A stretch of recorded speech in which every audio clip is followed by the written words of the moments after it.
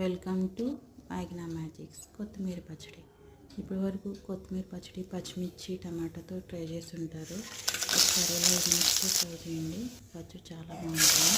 ఈ పచ్చడిలో వెల్లుల్లిపాయతో పాటు ఎండ్రాయిల్ కూడా వేసుకుంటే పచ్చడి చాలా బాగుంటుందండి. ఈ పచ్చడి 3-4 రోజులు నిల్వ కూడా ఉంటుందండి. ఈ పచ్చడి అన్నంలోకే కాదు, వేడి వేడి ఇడ్లీ దోశల్లో కూడా పచ్చడి చాలా బాగుంటుంది. 3-4 డేస్ కూడా నిల్వ ఉంటుంది.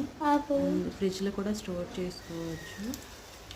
ఎన్ని రోజులు వేసి లాంగ్ వీడియో కావాలంటే కామెంట్ బాక్స్లో కామెంట్ చేయండి గైస్.